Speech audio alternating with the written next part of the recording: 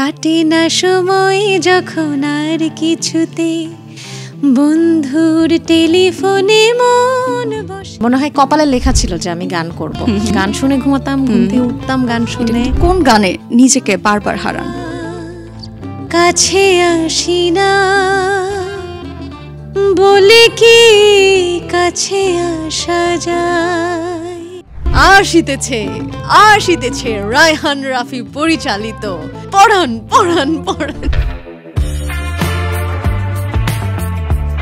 দর্শক স্বাগত জানাচ্ছি নিউজ 24 এর মিউজিশিয়ানদের নিয়ে বিশেষ আয়োজন ট্র্যাক টকে। আপনাদের সাথে আছি আমি মৃত্তিকা এবং আজকে স্টুডিওতে গেস্ট হিসেবে যিনি উপস্থিত আছে তার গানের যাত্রা শুরু হয়েছিল মাত্র 3 বছর বয়সে এবং তার ঘরে এখন পর্যন্ত রয়েছে 14টি স্বর্ণপদক।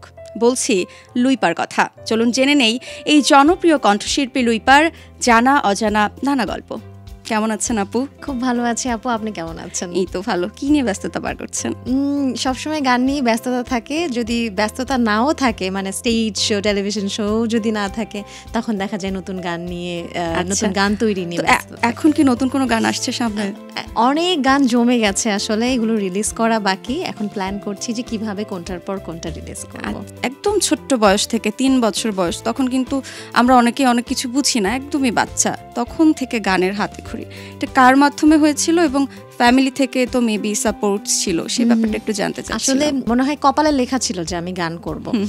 এই কারণেই আমাদের ফ্যামিলিতে কেউ গান করতেন না ওভাবে, সরাসরি কেউ গান করতেন না। বাট আমার বাবা মা দুজনই গান শুনতে খুব পছন্দ করতেন। আমার বাবা, আমি জানি না উনি কি বুঝতেন, উনি ক্লাসিক্যাল গান শুনতেন, সারাদিন রাত ক্লাসিক্যাল গান শুনতেন। এবং আমরা যখন বাড়িতে ঘুমাতে যেতাম তখন গান শুনে ঘুমাতাম, ঘুম থেকে উঠতাম গান শুনে। খুবই ভালো একটা প্র্যাকটিস। একদম তাই, ছোট্ট বয়স থেকে যদি এই প্র্যাকটিসটা থাকে আসলেই তাই। এবং সেই সময় যাদের গান শুনেছি আসলে আমার তখনই আমার মিউজিক টেস্টটা গ্রো করেছে। শ্রদ্ধেয় শিল্পী মান্নাদের গান শুনেছি, নচিকেতা, গোলাম আলী খান, এইরকম শিল্পীদের গান শুনে বড় হয়েছে। এর পরের যাত্রাটা আসলে কেমন ছিল, কিভাবে শুরু হলো? তারপর তো ওই যে গান শুনে শুনে আমার গান মুখস্থ হলো এবং আমি তখন গড়গড় করে গান গাইতে পারতাম, মুখস্থ গান গাইতে পারতাম। এইটা শুনে আমার মা চিন্তা করলেন যে তাহলে তো একটু শেখানো দরকার। তখন আমাকে প্রথম শিশু একাডেমিতে ভর্তি করান এবং সেখানে আমি শুধু গান না, গান, নাচ, কবিতা আবৃত্তি, মঞ্চনাটক, ছবি আঁকা সবকিছু করেছি। সবকিছুতেই পুরস্কারও আসতো বাসায়। তখন মানে লুইপার সবকিছুতে ট্যালেন্টেড ছিল ছোটবেলা থেকেই।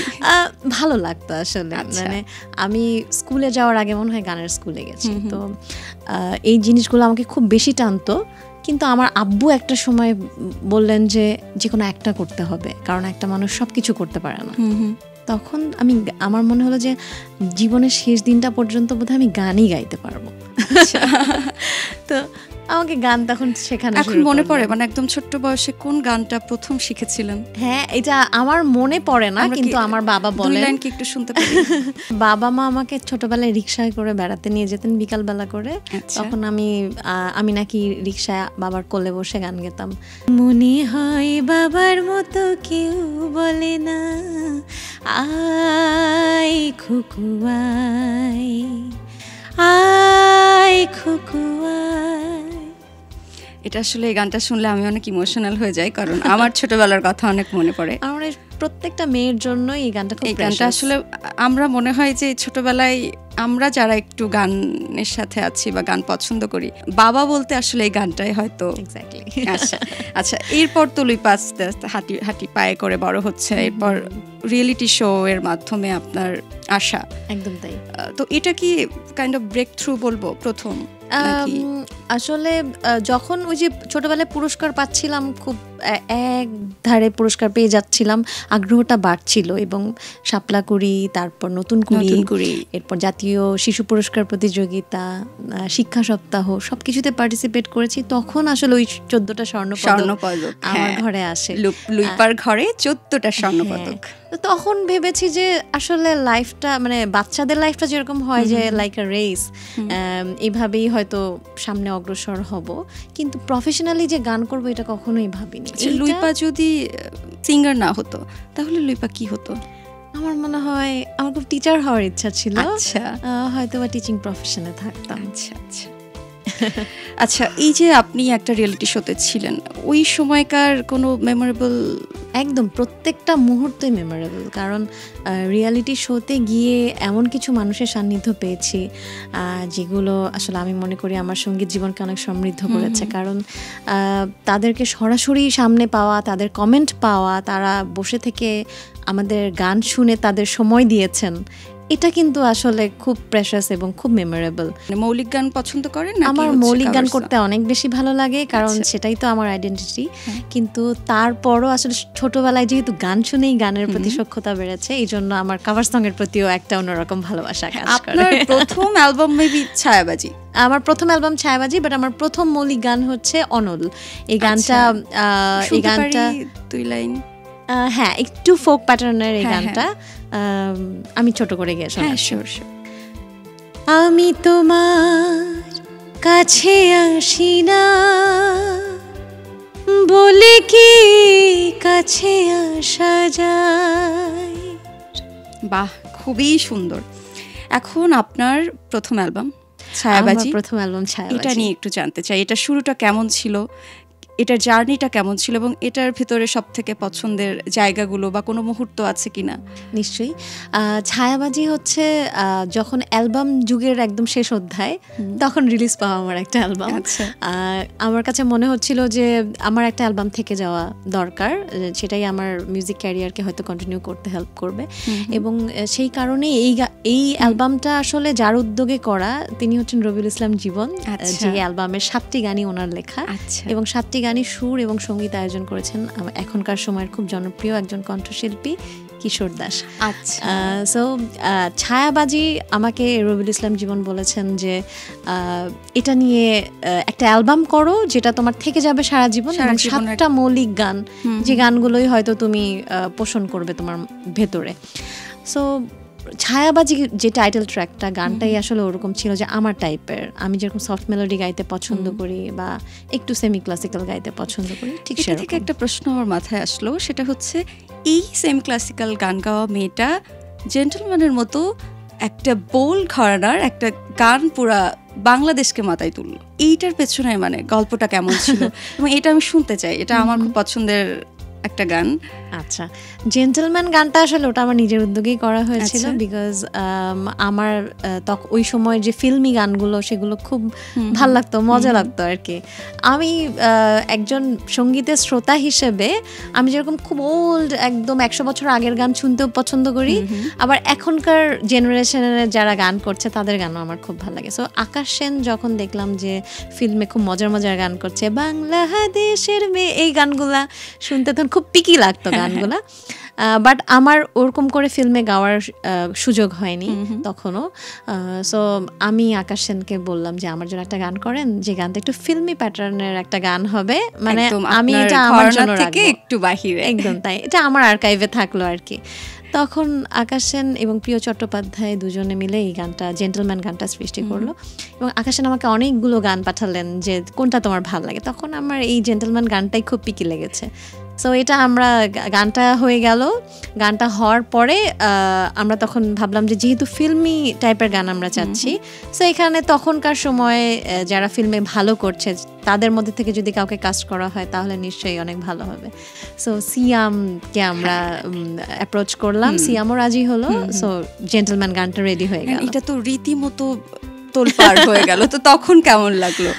পরে দেখলাম যে এটা এত বেশি ভিউ হলো, তো আমি তো কোনো কিছু ভিউ দিয়ে আসলে ইয়ে করি না, মানে বিচার করি না যে এটা অনেক ভিউ হয়েছে মানে অনেক ভালো হয়েছে, আসলে ওইভাবে করে আমি বিচার করি না। বাট পরবর্তীতে দেখলাম এটা টিকটক থেকে অনেক স্প্রেড হলো, তারপরে সবাই খুব পছন্দ করছে, স্টেজে যাচ্ছি বলছে জেন্টলম্যান গাইতে, তখন বুঝলাম যে হ্যাঁ, মানুষ পছন্দ করেছে। তোমায় দেখে মনের ভিতর জাগলো ইমোশন, আমি প্রেমে পড়ে গেছি, ও গো গো জেন্টলম্যান। দারুণ দারুণ দারুণ।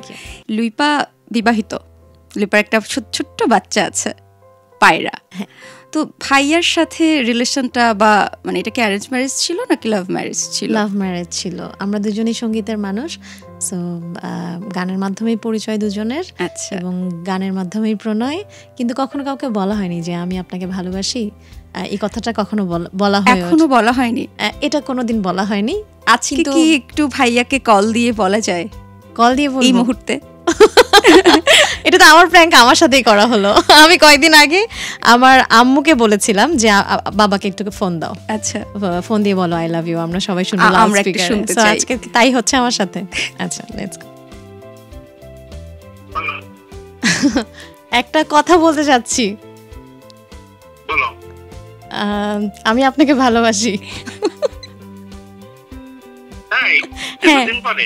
হ্যাঁ, একটা গান গাবো? গাও। তোমায় দেখে মনের ভিতর জাগলো ইমোশন, আমি প্রেমে পড়ে গেছি ও গো গো জেন্টলম্যান। আপনার কিছু বলার আছে? হ্যাঁ, আপনার কিছু বলার আছে? আমার তো কি বলার আছে বলো, আমি তো সব বলে দিচ্ছি। সব বলে ফেলছেন? আচ্ছা, সব আর কি বাকি আছে বলো? না কিছু বাকি নাই। এখন ঘটনা হচ্ছে, রিভিল করে দেই, সেটা হচ্ছে আমরা এখন নিউজ 24-এ বসে আছি। খুব সুন্দর একটা আড্ডা চলছে এখানে। আমাকে বলা হয়েছে আপনাকে ফোন করার জন্য এবং বলার জন্য যে আমি আপনাকে ভালোবাসি। Thank you. সেটা তুমি সবসময় বলো। আচ্ছা, আমি এখানে বলছিলাম যে এখন পর্যন্ত বলা হয় নাই যে আমরা যে দুজনকে ভালোবাসি, ওইটা ওইভাবে অফিশিয়ালি বলা হয় নাই। সো আজকে নিউজ 24-এ আমরা অফিশিয়ালি বললাম আর কি। Thank you. Okay bye. Thank you আপু। এই যে আমার মনে একটু মানে স্পেশাল হয়ে গেল মোমেন্টটা। হ্যাঁ আসলেই তো, মানে ব্যাপারটা তো এই যে মিউজিশিয়ানের সাথে প্রেমে পড়া, তারপর বিয়ে, কেমন লাগছে মিউজিশিয়ানের সাথে সংসার করতে? খুব ইন্টারেস্টিং। আমি আসলে দেখি যে সেম প্রফেশনাল মানুষরা যখন ঘর বাঁধে, অনেক সময় তাদের ইন্টারভিউ দেখেছি, মানে খুব কিউরিয়াসিটি থেকে যে কেমন যায় তাদের। তো আমার ব্যাপারটা একদমই ডিফারেন্ট। মানে আমি সবার সাথে কোনো মিল খুঁজে পাই না, কারণ আমার কাছে মনে হয় যে এইরকম একটা মানুষই আসলে সম্ভবত আমার জন্য দরকার ছিল। আমি তার জন্য কতটা পারফেক্ট এটা আমি জানি না, কিন্তু আমার মনে হয় যে আমি একদম একজন পারফেকশনিস্ট পেয়েছি। বাহ। এরপর তো ঘর আলো করে পায়রা।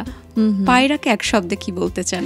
পায়রাকে আমি বলবো যে ও হচ্ছে মানে হয় না বাসায় নিউবর্ন হলে তাকে মানিয়ে নিয়ে চলতে হয়, সবকিছু ওইভাবে অ্যারেঞ্জমেন্ট থাকতে হয়, বাট একদম শুরুর দিন থেকে এখন পর্যন্ত আমি দেখেছি যে ও হচ্ছে সবকিছুকে সুন্দর মানিয়ে নিতে পারে। আচ্ছা, আমাদের লাইফস্টাইলটা যেরকম, যে আমরা অনেক রাত জাগি, আবার সকালবেলা ওর স্কুল থাকে, হ্যাঁ, তো সবকিছুর সাথে ও না কেমন করে যেন খাপ খাইয়ে নেয়। আচ্ছা, এই যে সুন্দর একটা নাম পায়রা, এই নামটা কার রাখা ছিল এবং এই নামের পেছনে কি কোনো গল্প আছে? পায়রার পুরো নাম হচ্ছে আলিসা আঞ্জুম পায়রা। আলিসা নামটা দেওয়া হয়েছে যে আমরা পায়রা যখন পেটে, তখন আমরা রাশিয়াতে একটা শো করতে গিয়েছিলাম, সো রাশিয়ান নেম আলিসা। ওখানে আমাদের একটা ফ্রেন্ড থাকে, উনি নামটা দিয়েছে আলিসা। আঞ্জুম মানে তারাস্ট, she is probably going to be a star, so ওর বাবা দিয়েছে আঞ্জুম, আর আমি দিয়েছি পায়রা, একটা পাখির নামে নাম। পাখি দেখলে আমার খুব আদর লাগে, এই জন্য আমি ওর নামটা। পায়রাকে কি এই অনুষ্ঠানের মাধ্যমে কিছু বলতে চান? পায়রাকে বলতে চাই যে পায়রা তোমার মতো মেয়ে আসলে হয় না। আল্লাহ আমাকে মানে আশীর্বাদ স্বরূপ তোমাকে দিয়েছে আমার জীবনে। তুমি বড় হয়ে তোমার যা খুশি তাই হবে, কিন্তু একজন ভালো মানুষ হবে নিশ্চয়ই। এটা সবার চাওয়া, সব মা বাবার থেকেই চাওয়া। পায়রার জন্য অনেক শুভকামনা, পায়রা অনেক বড় হোক, অনেক ভালো কিছু করুক। এই যে এত প্রতিভা আপনার, এত সুন্দর গান করেন, ছবিও আঁকতে পারেন, নাচও পারেন, তো এই প্রতিভা নিয়ে অনেক সময় হয় না যে ঈর্ষা চোখে তাকায়, তো এরকম কি কোনো প্রতিবন্ধকতার মুখে পড়েছিলেন কখনো, বা কোনো সিন্ডিকেটের মুখে? সবসময় সিন্ডিকেট বা এই যে হিংসা, এগুলোকে আমি পাশ কাটিয়ে চলি, যার কারণে আমি কি করি, আমার কোনো গান আমি বানালে বা আমার কোনো গান কারো কাছ থেকে পছন্দ হলে তার কাছ থেকে করে নেওয়ার পরে সেটাকে আমি আমার আর্কাইভে রাখি, আমার লুইপা অফিসিয়াল ইউটিউব চ্যানেল থেকে আমি সেটাকে পাবলিশ করি। আপনার একটা ইউটিউব চ্যানেল, এটা কবে ওপেন করা হয়েছিল এই চ্যানেলটা? এবং এটাতে শেষের দিকে গেলে দেখা যাবে আপনার ছোট্টবেলার ছোট ছোট মুহূর্ত গুলো এখানে বন্দি করা আছে। আচ্ছা, এটা আসলে অনেক আগে ক্রিয়েট করা। এটা আমি যখন ইউনিভার্সিটিতে পড়ি তখন আমরা যখন ভার্সিটিতে আমাদের ইউজ করি, ইমেল আইডি ইউজ করি, সেই ইমেল আইডি থেকেই কিন্তু এই লুইপা অফিশিয়াল ইউটিউব চ্যানেলটা ক্রিয়েট করা। তখন আমি আসলে বাসায় বসে বসে গান গেতাম, বা পরবর্তীতে সেরা কণ্ঠে যখন টেলিভিশনে গান গাওয়া হয়েছে সেই জিনিসগুলো আপলোডেড ছিল। তো আস্তে আস্তে দেখলাম এটা বেশ গ্রো করেছে এবং মানুষ শোনে, আমাকে ফলো করে, সাবস্ক্রিপশন আছে। তখন আমি ভাবলাম যে যেহেতু কোম্পানিতে গান দেওয়ার পরে সেই গানগুলো প্রমোশন করা হচ্ছে না, কিংবা সেই গানগুলো আমার হাতেও থাকছে না, সো আমি আমার নিজের মৌলিক গানগুলো কেন না আমার কাছেই রেখে দেই। তারপর থেকে আমি আসলে আমার এই ইউটিউব চ্যানেলে প্রফেশনালি এটাতে আমি আপনার ইউটিউব চ্যানেলে আপনার গানগুলোর কিন্তু অনেক ভিউ হয়ে যায়, পছন্দ করে। হ্যাঁ, এই যে টিকে থাকার কথাগুলো আমরা শুনলাম, তো এমন কোনো সিচুয়েশনে পড়েছেন কোনো একটা সময় যে খুব বাজে একটা সময় কেটেছে গান থেকে দূরে, বা একদম আমরা যখন কোভিডের টাইমটা পার করছিলাম ওটা খুব কষ্টকর হয়ে যাচ্ছিল, যে কতদিন মঞ্চ দেখি না, কতদিন টেলিভিশনে যাই না, খুব কষ্ট লাগতো। কারণ একটা শিল্পীর আসলে ভালো লাগার জায়গাই হচ্ছে কাজের জায়গাটা। সো আমার কাছে তখন মনে হয়েছিল যে যখন বয়স হয়ে যাবে, কাজ কন্টিনিউ করতে পারবো না, তখনকার সময়গুলো আসলে কিভাবে কাটবে।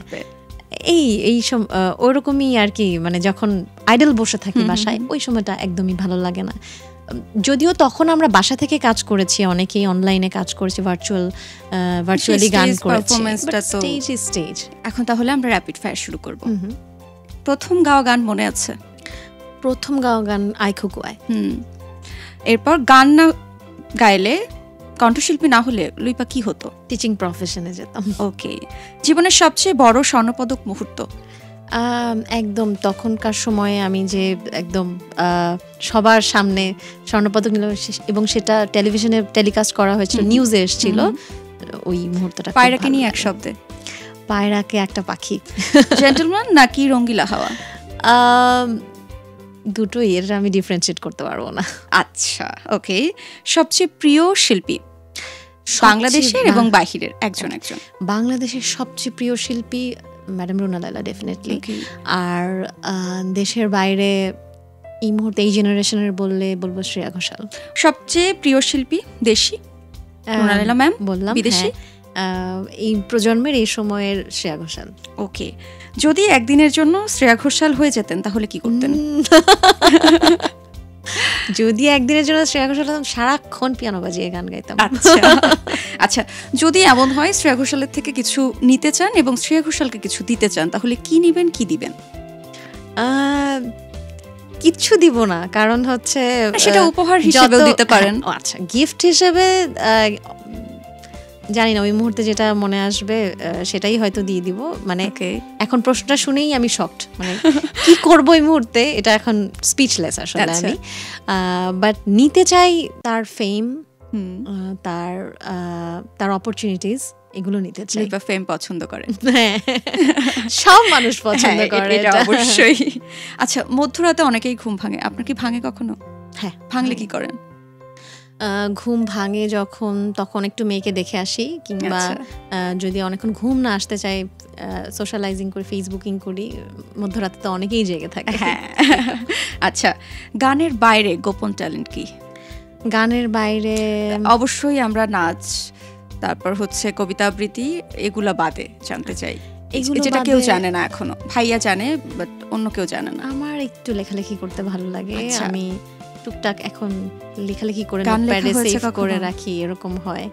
গানও লিখেছি। আমি কি পাচ্ছি সামনে কোনো নিজের লেখা?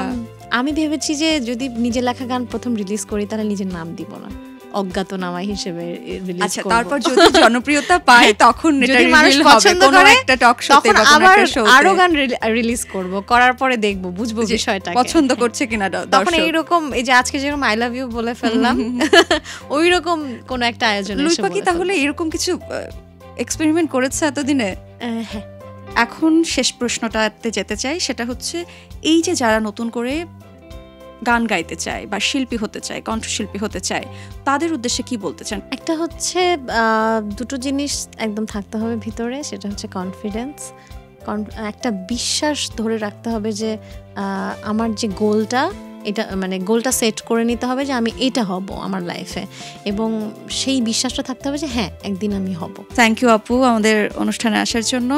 দর্শক, আমরা অনুষ্ঠানের একদম শেষ পর্যায়ে চলে এসেছি। আগামীতে দেখা হবে ট্র্যাক টকের মঞ্চে নতুন কোনো মিউজিশিয়ানের সাথে, জানবো তার জানা অজানা নানা গল্প। সেই পর্যন্ত নিউজ 24-এর সাথে থাকুন। তবে এখন আমরা শেষ করব লুইপা আপুর কণ্ঠে একটি গানের মাধ্যমে। চলে যাচ্ছি লুইপা আপুর কাছে। গলি